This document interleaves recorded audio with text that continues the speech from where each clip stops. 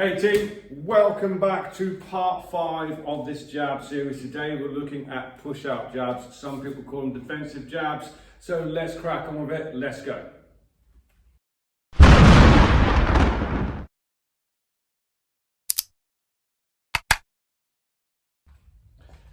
So part 5, defensive jabs, owning space between you and your partner. First off, let me apologise for the lack of uploads last week. I have family over from Nashville and I've been spending some time with them, which was lovely. So, it is a jab series, but this will involve a cross because the kind of two go hand in hand. Push-out jabs.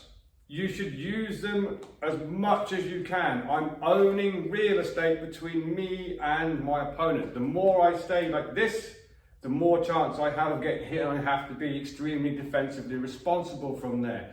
So push-out jab is quite simply going backwards, stepping with the right foot, and that jab coming out. So, for instance, a little bit of footwork with today's lesson. We are going to do a movement step, recovery step for the jab cross, and then we're going to do a movement step and a recovery step with the push-out jab.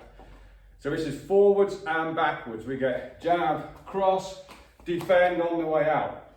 One thing to remember when you're practicing this is not a punch that you're going to be landing hard, because if you're doing it on a punch bag, you're probably going to miss or at least make minimal contact. Common mistake is people think this is 3 banging punches. It's not. This is defensive. Okay, I'm out of range, I'm stepping into range, and I'm just owning that little bit of real estate on the end. Jab, cross, defensive jab. I'm not doing this, it is still a jab, but I'm just owning this bit of ground. The more I'm using my jab, the more they've got to work past that. So I'm in and out, and defensive jab on the way out. And we can practice that on the bag, so let's take a look. So I am working on an aqua bag. I know that this still works exactly the same on any heavy bag that you have. So time your feet. First jab wants to land as your left foot lands. All right if you're southpaw, back foot comes in, and I'm simply stepping the back foot out as I'm throwing that jab from there. Owning real estate. So we're here, jab, cross, jab from there. A little bit quicker.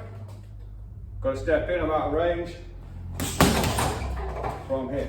Obviously for us southpaws it's exactly the same, it's the opposite way round. Right hand would go first, right, left, right from there. Common mistakes, things to look out for. You're not doing 4 steps. You're going jab, cross, jab. Okay, so then I brought the wrong foot in because I was lazy, I didn't bring the back foot with me on the back hand. I went 1, 2, that's incorrect. Make sure you're not doing that. 1, 2, 3, 4. Yeah, 1, 2, 3, 4. Again, timing, hand should land. You're not trying to smack this. Okay, make sure you're not too close because you're thinking a little bit gung-ho, so you're not here and going, okay, I was too close. Yeah, I'm just making contact from here. And the beautiful thing about push-out jabs is we can move this around in any direction, so let's have a look at another one. So as I just said, the beautiful thing with this is you can move it in any direction. If you can go jab, cross, jab, and you can move your feet, you can move this any way you want to. So predominantly, if you are an orthodox, you're probably going to want to go to your left. Okay, if like myself, you're a southpaw, you're going to want to move to your right. So let's look at that first. It's still a movement step and recovery step with the first 2 punches. Jab, cross. Next step is a left lateral with my push-out jab, followed from the step from there. So you get, yeah, I'm just moving, instead of just going in and out, I'm changing lanes slightly on that. Yeah, and you can make that into an angle. If I stay square onto you, so I'm boxing you right now, you can put a little pivot on that as well. Got a slight angle on you now. Watch for all of This is an entire jab series. If you haven't seen this, if you're new to this series right now, go back to number 1. I'll leave a link in the description about how to actually do a basic jab. Make sure you're not flicking or your common mistakes from here. Okay, you're not going, yeah, like a fitness class. Nothing wrong with that. See that a lot in fitness classes. If that's your thing, that's your thing. So lateral step, footwork is up, in, over and over, or up, in, over, slight pivot. Both cool. So we get or. One thing to look out for, make sure that you're not doing this as well, pay attention to my feet, is I have my toe heel alignment. This often happens, people trying this for the first time, so they step up, they step in, they step over, and then this foot comes too far. Now I've lost my foundation. Make sure you're not doing that. Yeah, I've just lost my base. We can't have it. I don't know why I put a cross on the end then, it just felt good. Jab, cross, push out, jab from there. Let's have a little look how that works on a bag. So as we just spoke about in the previous shadow boxing section, this is 2 for 1 really. I can either exit or create an angle. So if I want to own the real estate between me and my opponent and exit, it's when I'm just going to lateral step.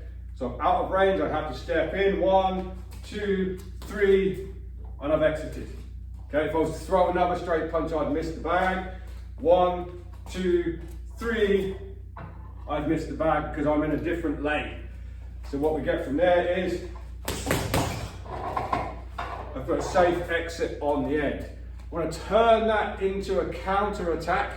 Can use exactly the same thing, the push out jab, essentially just a jab, cross jab with footwork, but owning the real estate. Put the slight pivot on the end. 1, 2, 3, slight pivot.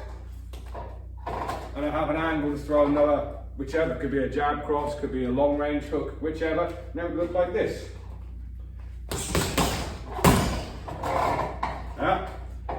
Slow. 1, 2, step left foot, left hand if you're an orthodox. Slight pivot. You have your right hand on the end.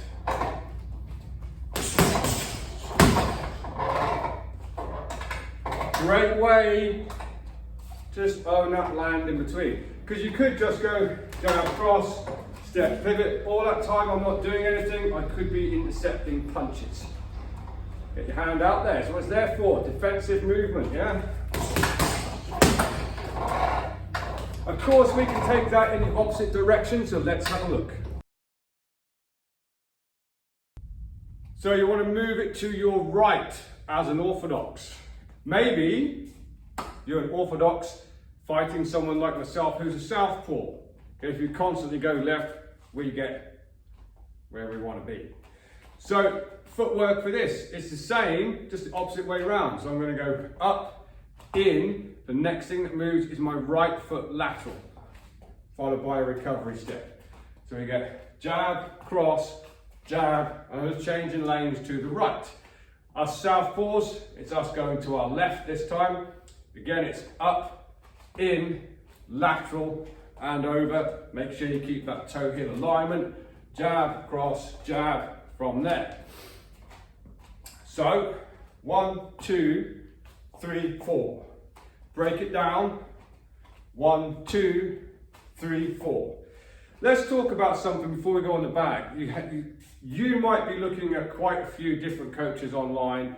One will say it's always left hand, left foot, right hand, right foot. Another one will say that it's right foot, left hand, blah, blah, blah. Here's what I believe. If you want a power punch, it's same hand, same foot. If it's a defensive punch, it's okay to go opposite hand, opposite foot, but you're never going to get power. So don't try and do a power shot when you're doing opposite hand, opposite footwork. It's defensive movement. If I'm stepping across the lane here, that's opposite hand. That was a blinding punch. Yeah, I'm keeping your hand and eyes occupied as I'm stepping. If I want that to be a power shot, I'm going to have to do that. Left hand, left foot. We've spoken about going backwards. We're doing it now. It's okay to do that. But I'm going backwards and my punch is going forwards.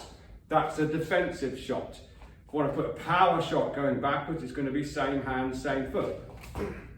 Yeah, 1, 2. That's going to be power, that's going to be defensive. As long as you understand that, it's okay to punch opposite hand, opposite foot. 1, 2, 3, 4. It's a bit weird to put a pivot step on this. It becomes like a 6-step rhythm. 1, 2, 3, 4, pivot. Nothing to say you can't, okay?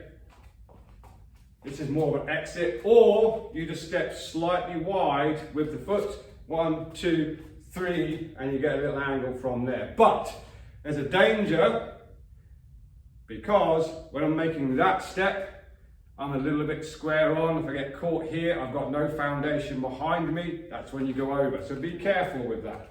There's no reason why you can't know, just to get that little angle if you wanted to. So let's look at this on a bag. So push out jab to the right. If you are a right-hander, you box in an orthodox stance. 2 ways of practicing it. One is to exit, one is to create that slight angle. So as an exit, I'm out of range, up, in, over on the punch, and recover your footwork. So we're here. I've changed lanes and exited. If I want to put a slight angle on that, up, in, this foot breaks, posture slightly, comes across, and punch on the end. That looks like this. Don't be afraid to hold that hand out there for a fraction of a second either. Yeah? Owning that space. Southpaw is exactly the same. We're exiting to our left, we get up, in, over, recover, and I've exited.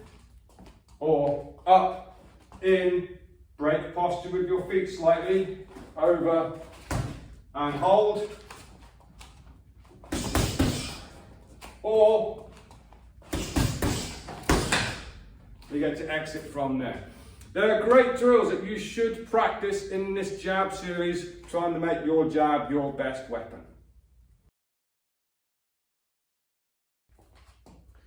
So of course you can spend an entire round working your push-out jabs in all different directions.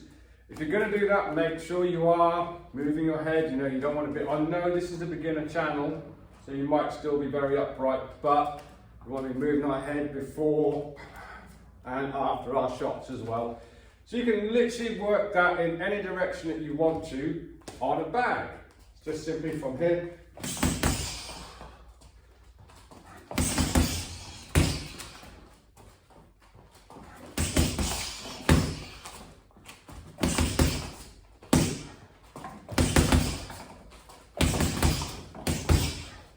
And just keep working that pressure, keep that jab out there. Push out jabs, if you're not doing them, add them to your routine. Get comfortable with them, get comfortable moving them in any direction that you want to. They're a game changer. If you're not doing it, make sure you're doing it. So there we are, team. Part 5, done and dusted. One more part to go and we'll have a full series on making your jab the best weapon you can. It wants to be your best punch. If you're new to this, not this channel, but this episode, make sure you go back and watch the other 4 to make your jab the best you can. If you have any questions, please put them down in the comments. Once again, I do apologize for the lack of uploads last week. I haven't seen my family from Nashville for 5 years, so I spent a bit of time with them and it was great to catch up. Yes, push out jabs. Make sure you're doing them. They're so good. If you're now starting sparring, even at entry level, yes, you should have your hands up, your chin down, your elbows tight. You should be doing your head movement. But you can see, yes, I could have great head movement, but I'm still not owning anything between me and you. The more that hand is working, the more that person's got to deal with that before they can come in and attack you. So if you're on the retreat, push out jab, 100%. Going left, push out jab. Going right, push out jab. Time your hands with your feet, get your feet and your hands working together. It will improve your boxing massively. Until next time, until part 6, train safe, train hard, train intelligently and consistently, and I'll see you soon.